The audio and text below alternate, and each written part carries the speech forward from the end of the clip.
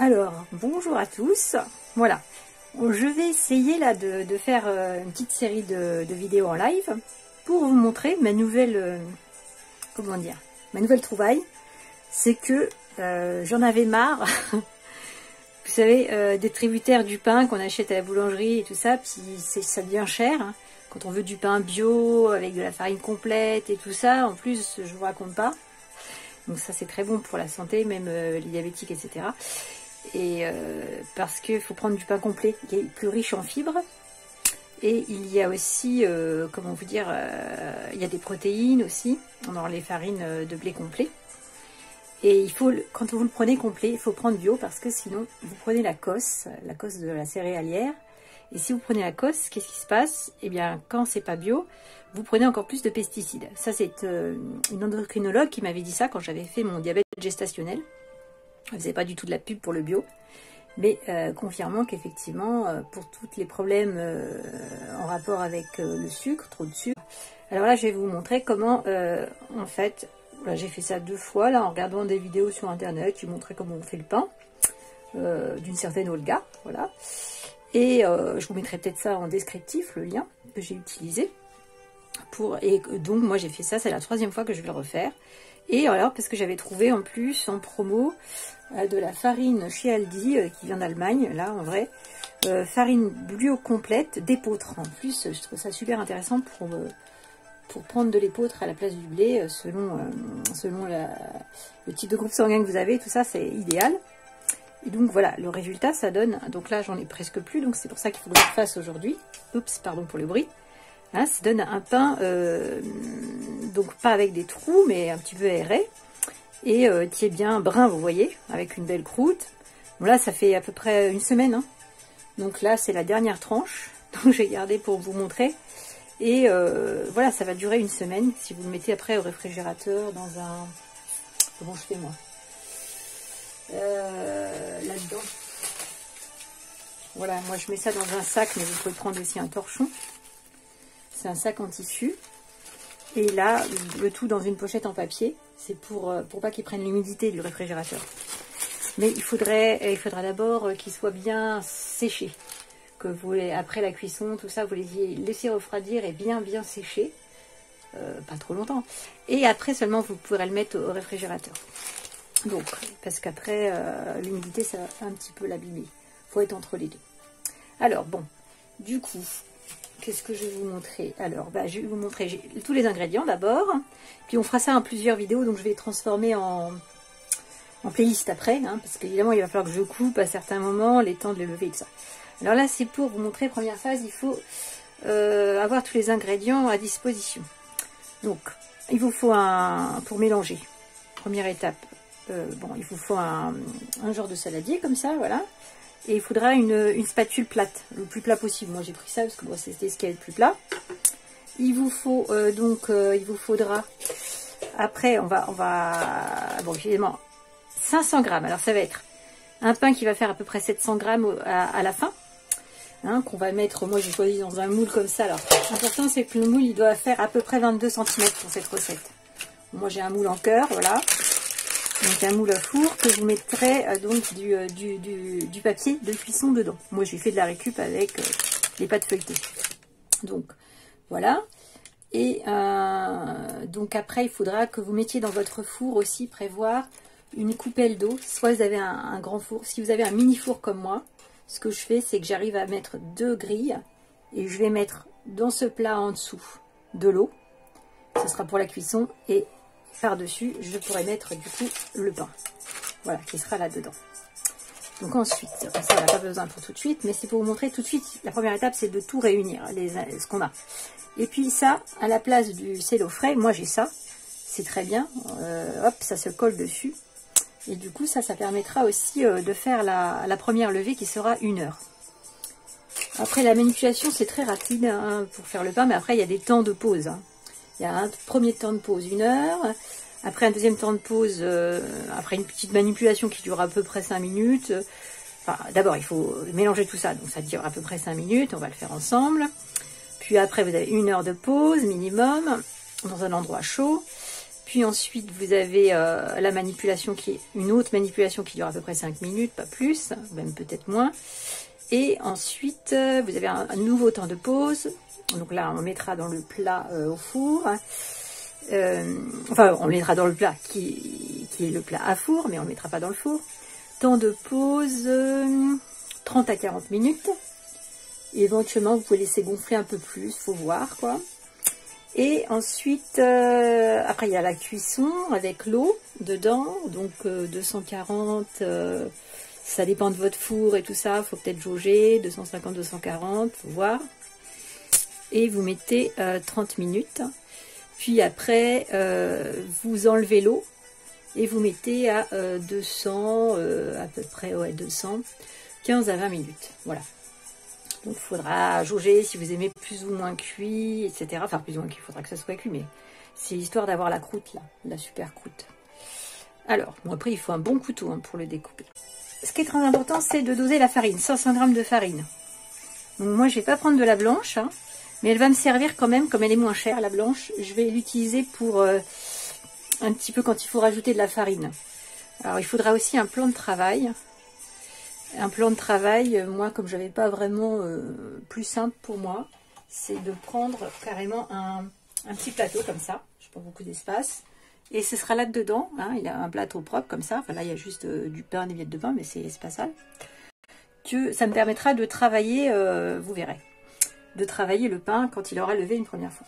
Donc d'abord, le but, c'est 70 ml d'eau que j'ai tiède. Alors là, je l'ai fait chauffer préalablement. Donc là, j'ai pris mon eau de Ho'oponopono que je filtre moi-même, on va dire.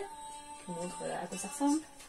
Voilà, c'est cette bouteille là, la marque Loretta, qui nous fournit des belles bouteilles bleues. Je mets l'eau du robinet et je laisse au moins 1 heure au rayon du soleil. Donc là, j'ai une eau qui est, comment dire, sans les traces de, comment dire, des tuyauteries, etc., qui est nettoyée de ses mémoires. Et donc, voilà, je ne mets pas tout de suite dedans, c'était pour pas qu'elle se refroidisse. Donc ensuite, donc la farine blanche de base, pour l'instant, je vais pas la... Vous pouvez évidemment faire de la farine blanche de base, hein, c'est comme vous voulez. Je vais la mettre sur le côté pour l'instant. Voilà, et là, je vais doser ma farine, 500 g. Alors, moi j'ai pris un repère, là-dedans, il y a une indication pour les 500 g, parce que ça va être plus pratique. Donc dans la recette originelle, que j'ai fait 2 fois de suite, il tamisait. Et là, je vais essayer de faire sans tamiser, parce que ça sera plus rapide, et on verra si ça marche. Voilà, comme ça, j'aime bien toujours être au plus simple. La levure de boulangère. Alors il disait 7 g, mais moi j'ai trouvé des sachets qui c'est à 5 g. Donc c'est de la levure qui va redonner quelque chose de vivant, on va dire, qui va travailler le vivant. Ce sont des organismes qui vont travailler votre farine, lui redonner de la vie. Donc ça c'est important, je la mets là, par ici. Donc, et puis du sel, hein. Il faudra, voilà, moi je prends du sel de Guérande, 1 cuillère à café. Voilà, donc là j'ai mon petit coffret à sel, pas très loin. Donc, on dose la farine, 500 g à peu près. Alors, j'ai mon repère, il est là. Donc vous essayez de l'aérer un peu en la versant, voilà. Donc d'abord mettre ça et mélanger avec le sel.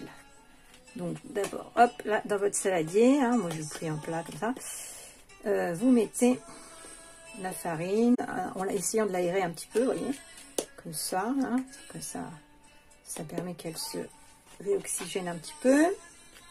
Vos 500 g de farine, le sel, voilà d'abord. Donc on a 1 cuillère, alors n'hésitez pas, 1 cuillère à café de sel. Hein.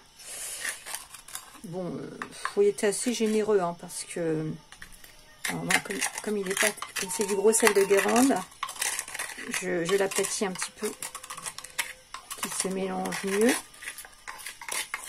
On va remettre un peu là. Et après, c'est évidemment, si vous êtes sans sel, hop, vous voyez, j'en mets à peu près hein, l'équivalent d'une bonne cuillère à café. Voilà. Donc, je répartis déjà un petit peu comme ça en versant. Voilà. Ensuite, vous mélangez pour mélanger le sel. Voilà, le jour de boulangère, c'est les petites billes. J'ai mon eau qui reste un petit peu au chaud là sur ma plaque pas loin, pour pas qu'elle se refroidisse trop. Donc j'ouvre pas trop de manière sauvage, parce que vous savez, je récupère un peu les matériaux maintenant. Et là, je vais bien, par contre, je vais bien ouvrir tout pour tout récupérer. On y va, on fait un petit tour comme ça, un petit serpentin. Il faut y mettre un petit peu du cœur à l'ouvrage. Voilà, parce que la cuisine, c'est de l'alchimie aussi. Il faut y mettre un peu du sens, la conviction. Alors, hop, je vous vois bien ça.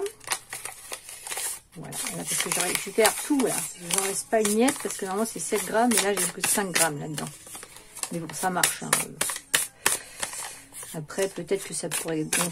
Bah non, en fait, je vois que c'est pas comme la levure chimique, c'est pas une question que ça gonfle. Vous verrez, on voit le résultat du travail de la levure. Donc, voilà. Alors là, j'ai tout ici. Ensuite, ensuite. Oui, donc je mélange. Voilà. Pour que ça soit bien réparti, la levure.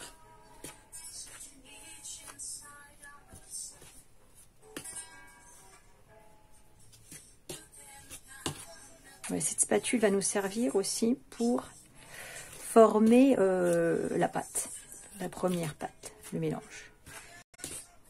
Donc on mélange bien pour bien répartir les ingrédients. J'ai de l'eau tiède, elle est chaude mais je ne me brûle pas. Donc vous la mettez.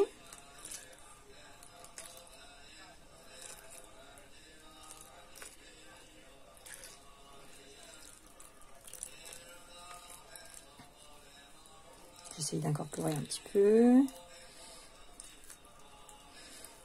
Déjà pour commencer l'opération.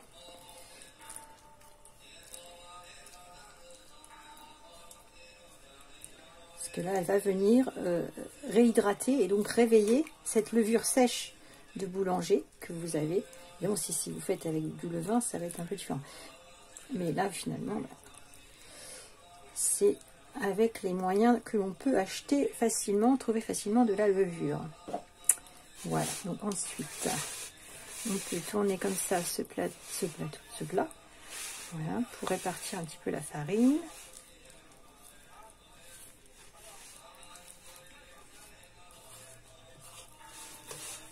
Voilà, le but là, c'est de faire votre pâte à pain.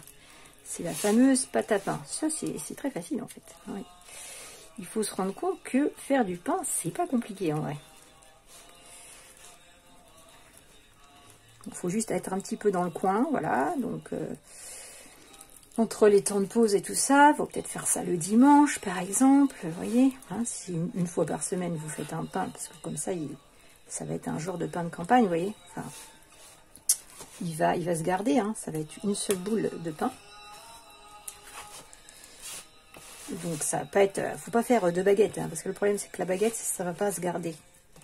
Donc moi je pense que là, vous y consacrez un petit peu de temps, mais une fois par semaine, bah ma foi c'est faisable quoi. Comme ça il se gardera au moins sur une semaine.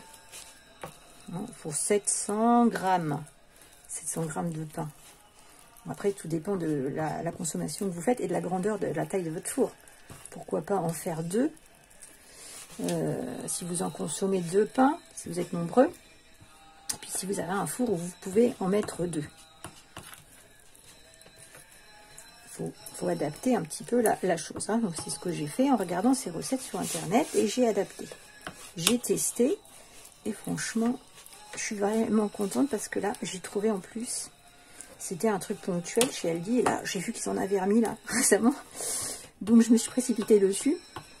Ça tombait bien parce que j'en avais que 2 ou 1, je sais plus. Oui, avec un, j'avais fait 2 pains. Oui, c'est ça, avec 1 kg, j'avais fait donc 2 pains. 1 kg de farine d'épeautre intégrale bio. Donc, alors, l'idée, le but, c'est de faire une pâte hein, qui soit homogène. Voilà, J'aime bien utiliser le sens de l'énergie, donc tourner dans le sens inverse des aiguilles d'une montre. Énergie ascendante. Voilà. Alors, donc là j'essaye d'enlever un petit peu du genre de grumeaux en dessous là, pour être sûr que l'eau elle est bien pénétrée un peu partout. On ne se retrouve pas avec justement avec des grumeaux, avec des zones de farine. Voilà. Voilà. Je décolle un peu le truc. Bon. Alors voilà. Ok. Donc ensuite vous aplatissez un petit peu tout ça pour que ça se répartisse un peu si vous voulez. Voilà, pour que bon après ça monte, ça déborde pas plus que ça. Voilà, voilà. Donc par contre, alors attendez. Là il faut que je récupère un petit peu